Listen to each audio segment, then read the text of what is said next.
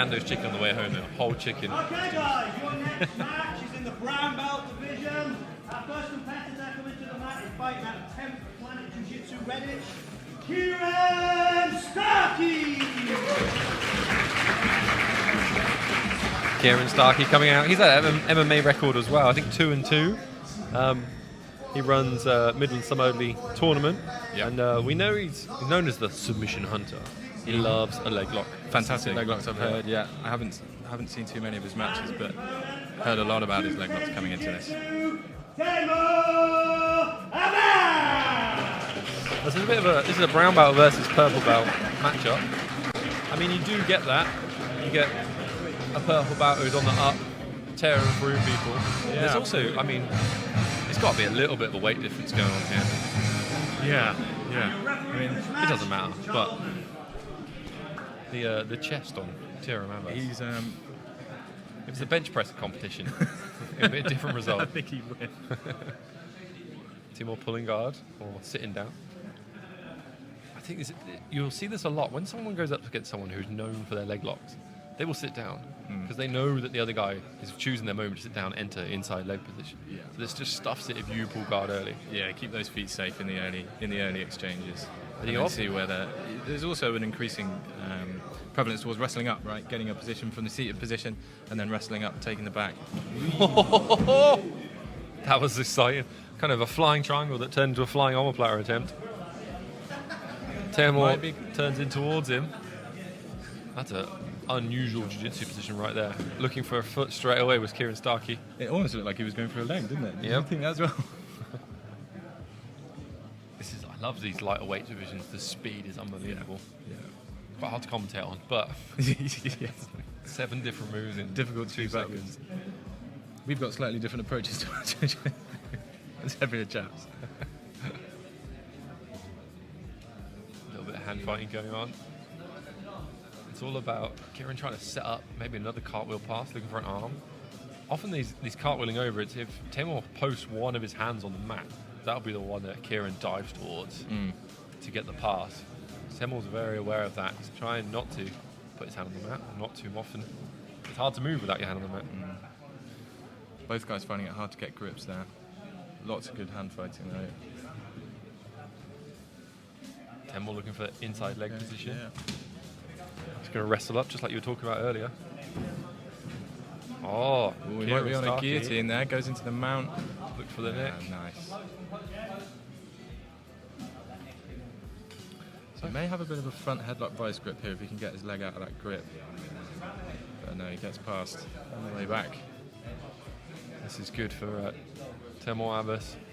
He's going to now take his time. You'll see this. You'll see, especially these higher belts, you'll see a frenetic pace until someone gets a dominant position. And then things slow down, because for the guy on top, he doesn't want to risk losing this position. For the guy on the bottom, he doesn't want to blow his gas tank doing 100 wasteful bridges. And even though this is a submission only, the referee's opinion of who dominated the match can be very influential in how the EBI goes. Yep.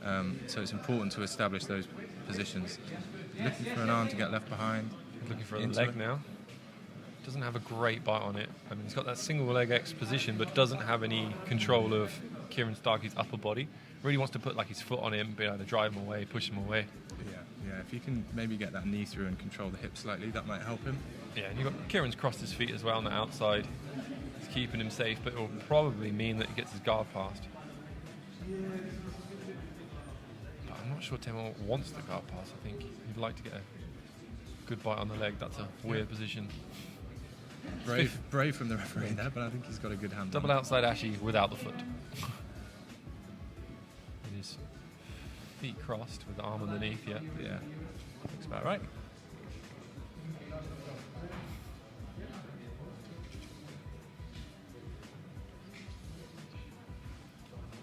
Good for the camera to get us back in the middle as well.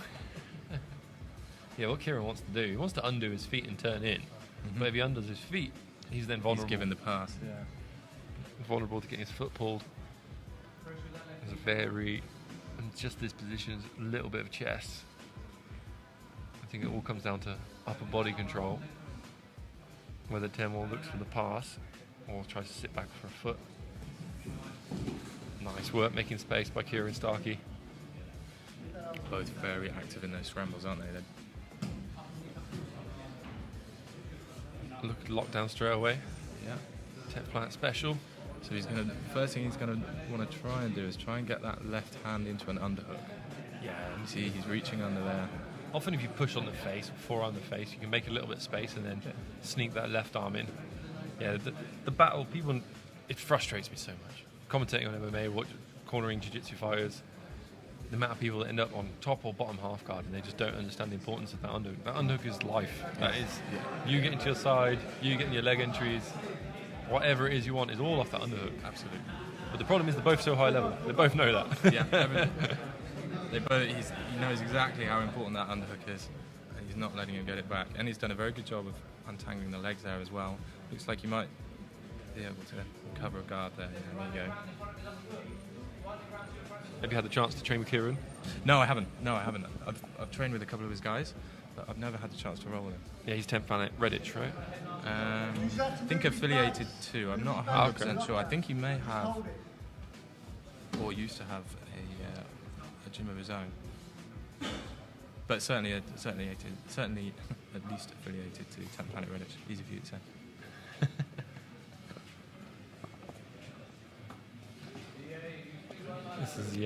He's all arguing about with the foot position. I don't think his left foot was quite there, but we'll let him have it. Once again, Kieren's going to be battling for that underhook. Yeah, his left leg's in a good position to beat the guard now. See, if you don't have the underhook, that's what you want to do. We'll block the far arm. Ideally, block the face as well from coming over. Looking for a sneaky little Kimura grip. Problem is, what do you do with it? End up there. Lovely little exchange there. This is also starting to see a bit of rubber guard. Yeah, it's what you see how quick he transitioned to the rubber guard. It was before Tehmoor could think about it and posture up, and that's often the thing with these higher level guys, is more advanced, higher belts. Just the thinking time, the transition time. As he was taking the guard, he already knew what he wanted. Yeah. And switching sides beautifully. Just drilled over and over again. Subconscious decision making. Yeah, everyone seems to think that black belts are 10 steps ahead. It's not true. We just automatically do it. There's no grand plan. It's just Don't tell everyone that. yeah, maybe 2 moves ahead, but like people are like 10 moves ahead. I'm like, am I? Thinking about what's for lunch. Yeah.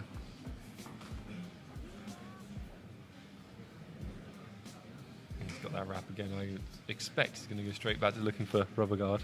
Yeah, he's got a couple of overhooks there. Controlling the posture well. I'm interested if this goes to overtime of the clear strengths of Tehmoor Abbas. Maybe he's going to be like crank on some heads. Yeah. Kieren Starkey once again looking for rubber guard. We haven't seen a lot of successful rubber guard today. No, they haven't been able to get that game going. I think going into a competition in the 10th Planet Gym, you've got to imagine they were talking about that in the training sessions. Push the head away so he can get his foot over. He's pretty much got it. Keep your head low. Keep your head low. Good. Your elbow in. This position and doing that is why I have bad knees. But Go. knees are not really supposed to bend that way. If he can get his foot under the chin. Omoplata transition, that was beautiful. 10 seconds.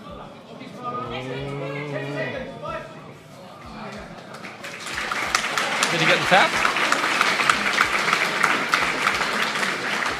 I'm not sure, but it made me very nervous. I think he got him with like 2 I seconds think he to got go. it. Very impressive. Very it's crazy tight. There we go. Problem is, the verbal submissions, we've got this stupid headphones on. Yeah, we can't hear it. Exactly. No, that was brilliant. Omoplata. Yeah, Over really. the rubber guard.